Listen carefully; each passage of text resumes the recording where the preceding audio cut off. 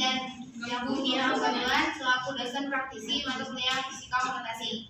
Di sini kami dari kelompok 8 ingin mempresentasikan hasil diskusi dari kelompok kami yang berjudul partial differential equation dengan persamaan Laplace. Di sini kelompok 8 sendiri beranggotakan saya Vina Katikasari dengan NIM 1302621004. Saya Nanda Permata Putri dengan NIM 1302 62121002. Saya Nanda Putri dengan NIM 1302621000. Kemudian saya Putri Rahmatia dengan NIM 130221001. Selanjutnya sisi materi itu ada yang pertama problem statement, yang kedua metode PDP, ketiga persamaan matematis, keempat algoritma, lima perbandingan source code, dan yang terakhir yaitu kasus serupa dalam fisika. Selanjutnya akan dibahas oleh teman saya yaitu Ananda. Baik, untuk problem statement yang pertama itu yaitu memodelkan distribusi suhu pada rata logam persegi panjang berdasarkan solusi persamaan Laplace yang dihitung dengan metode PDP. Untuk metode PDP yang kami gunakan adalah metode unit difference untuk memisahkan persamaan Laplace. Metode ini disebut metode PDP atau metode iterasi Gauss-Seidel. Pada step iterasi, metode ini mengupdate suhu pada step titik pada dalam benda menggunakan persamaan PDP. Persamaannya terdapat pada F, di mana TIJ adalah suhu pada titik koordinat X kiri, TI min 1,J adalah suhu pada titik di atasnya, TI min 1,J adalah suhu pada titik di bawahnya, TI, J plus 1 adalah suhu pada titik di kanannya, dan TI, J min 1 adalah suhu pada titik di kirinya.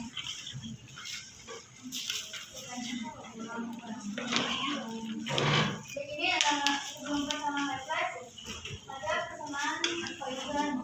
Lalu digabungkan dengan model fx sama dengan 0 menjadi persamaan Laplace, yaitu fx sama uy sama dengan 0. Atau persamaan Laplace dalam koordinat kartesian dua dimensi, yaitu 2 kuadrat t per 2 x kuadrat ditambah 2 kuadrat t per 2y kuadrat sama dengan 0. Kemudian kita mendiskusikan persamaan Laplace tersebut dengan metode PDP juga. Berikut adalah bentuk sedikit dari persamaan Laplace tersebut.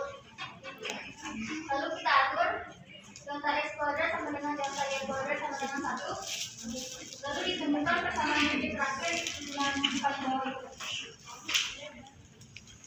Selanjutnya akan dijelaskan oleh Selanjutnya yaitu algoritma. Yang pertama kita mulai program, dan yang kedua mengimport convs mg, mengimport convolid dan payload splk. 4 itu menginisiasi variabel dan parameter seperti panjang, L dan lebar B, benda persegi panjang, jumlah grid dalam sumbu X dan sumbu Y, toleransi, konvergensi, dan jumlah iterasi maksimum. Menginisiasi grid yaitu X dan Y dan matriks suhu awal yaitu T dengan nilai 0. Yang keenam itu mengatur batasan suhu pada tepi benda atas, bawah, kiri, dan kanan sesuai dengan nilai yang diberikan. Yang 7 melakukan iterasi untuk mencapai persamaan Laplace hingga konvergen atau mencapai jumlah iterasi maksimum. Yang ketujuh itu ada 1 yaitu mencari suhu sebelumnya. Yang kedua itu mengupdate suhu di setiap titik dalam benda menggunakan persamaan beda hingga. Yang ketiga itu memeriksa konvergensi dengan menghitung perbedaan maksimum antara suhu baru dan suhu sebelumnya. Yang keempat menambahkan iterasi dan perbedaan maksimum ke dalam daftar. 8 memvisualisasi hasil simulasi sebagai animasi. Visualisasinya selanjutnya itu visualisasi perubahan perbedaan maksimum pada setiap iterasi, yaitu membuat plot perbedaan maksimum diferensial terhadap iterasi, menampilkan label pada sumber X dan Y, lalu menampilkan judul plot, dan terakhir menampilkan plot perubahan perbedaan maksimum. Yang 10 membuat tabel hasil iterasi dengan menggunakan pandas, itu data frame dan menampilkannya. 11 mengeluarkan tabel hasil iterasi ke layar. Terakhir yaitu mengakhiri program.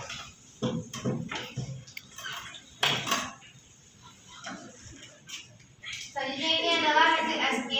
Kami menggunakan metode beda hingga mengetahui suhu dari setiap titik dalam benda. Kami mengiterasi melalui grid sampai konvergensi tercapai atau mencapai jumlah iterasi maksimum yang ditentukan. Setelah itu kami menggunakan library Matplotlib untuk memvisualisasikan hasilnya dalam bentuk plot distribusi suhu. Jadinya akan dibahas oleh Amanda. Baik, selanjutnya ada perbandingan antara SC1 dan juga suatu contoh. SC1 merupakan suatu contoh dan SC2 adalah suatu tertarik.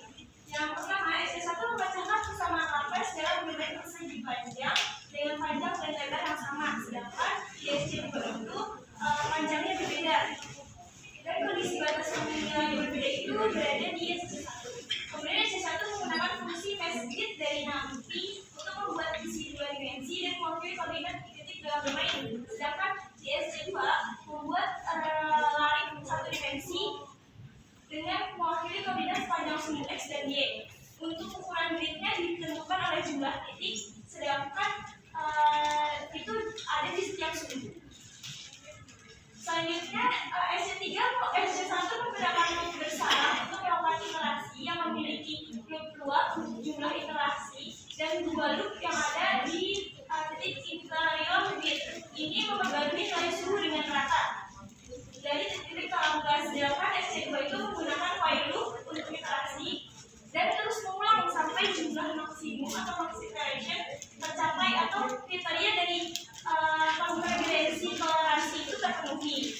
Selanjutnya SC1 tidak secara eksplisit memeriksa konvergensi dari loop iterasinya, sedangkan di SC2 itu memeriksa konvergensi untuk menghitung perbedaan maksimum antara matriks suku satu ini dan juga sebaliknya. Jika perbedaan jauh di bawah toleransi yang ditentukan, maka iterasinya akan dihentikan. Selanjutnya, SC1 menggunakan fungsi kontur dari Matplotlib untuk membuat kontur distribusi suhu. Ini mengatur judul, interpolasi warna, dan peta warna untuk plot. Sedangkan SC2 itu menggunakan fungsi unshow dari Matplotlib untuk membuat peta panas dua dimensi dari distribusi suhu. Kita juga menambahkan bidang warna, suhu, dan juga judul ke plot. Selanjutnya ada untuk SC2 menambahkan hasil dengan menambahkan grafik menunjukkan konvergensi atau perbedaan maksimum pada setiap iterasi dan tabel yang berisi hasil iterasi. Padahal di SC1 itu tidak ada. Kita menambahkan tabel iterasi.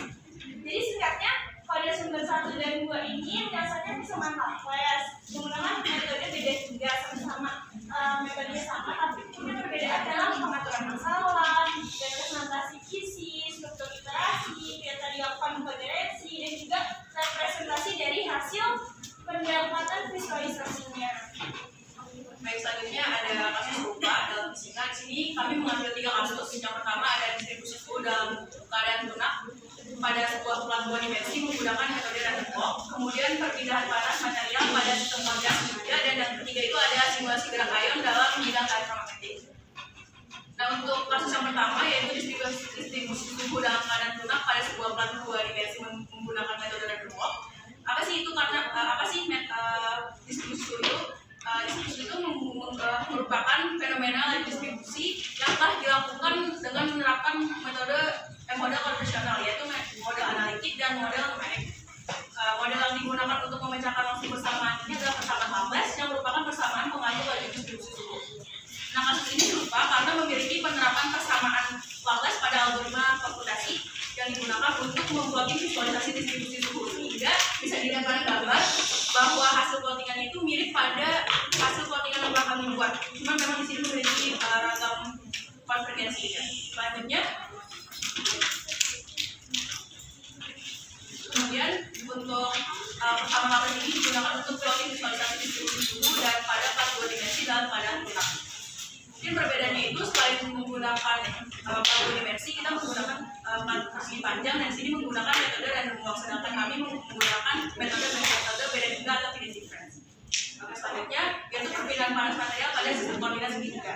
Perpindahan panas merupakan fenomena fisik di mana persamaannya dinyatakan dalam bentuk persamaan Laplace. Perpindahan panas pada plat logam berbentuk segitiga yang terlebih dahulu mentransformasi persamaan awal dalam sistem koordinat kartesius ke dalam sistem koordinat segitiga. Dengan diterapkan asumsi-asumsinya,